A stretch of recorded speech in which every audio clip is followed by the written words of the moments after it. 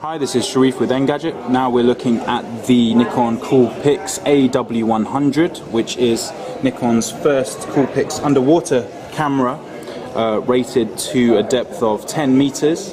And James Loader from Nikon is going to give us a tour of the device and the seals and the buttons and how they've managed to make it function so deep underwater. So the AW100 obviously standing for all weather. I'm sure that you worked that out already, Sharif. I haven't actually until you mentioned it. But this is 10 meters waterproof. It's minus 10 degrees centigrade freeze proof, and in addition to that you can drop it anywhere up to 1.5 meters as well, and it will withstand that drop.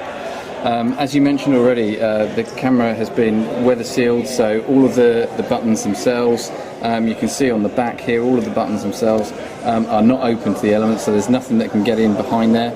And the hatch for the battery and the memory card and also your other connectivity points are all kept behind this waterproof, weatherproof seal. So you've clumped them all together so you can protect them. Exactly, in one go. so it's all in one place, sure. All able to be protected by the one seal, and that locks in place so that you can't automatically sort of just knock that open. You have to push the button and rotate to open that up. So you've got a bit of safety that it won't flap open. Absolutely. The last thing you want is water getting in there when you're sort of down diving. Great. There's something else here which is designed for people who are underwater or in a sticky situation where perhaps they're wearing gloves, and that is the action button here on the other side. Yeah, that's the right. seal. So the action button, the whole concept behind this is that, we're thinking about the type of user that's going to be wanting this type of product, and that kind of user, generally speaking, it could be somebody that's living a very active outdoor life and they're wanting to use this while maybe skiing or snowboarding. Mm-hmm. So the idea of the action button is that you give it a press and it takes you straight into a menu system on the back here of the most readily usable functions that you want to be able to access.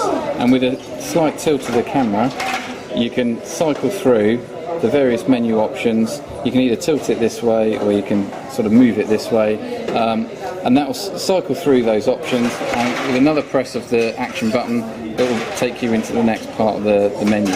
So it's just all using a big button, so that if you've got your big clumpy gloves on, you can still get to access all of the main features that you need. So if you wanted to start a movie recording, so you just press on the side here with the action button, you tilt down to start movie recording, press the button again, and away you go. Yeah, if it had memory, it would be start. I get that. So you're trying to minimise button presses, and more than that, trying to make sure that the only button presses are on this big action button on the side. Well, that's it. When you're wearing gloves and so on, it's quite difficult to use the sort of smaller buttons that are generally used in most situations on the back of the camera. So by taking the functionality from these buttons and putting it behind the action button and this gesture control, it allows the user to access those without having to remove their gloves and miss that moment that they're trying to capture. Sure, and also for the adventurous types, you've got built-in maps there in some built-in memory. That's right, we've got built-in compass, which you can see at the bottom of the screen there, that is constantly tracking.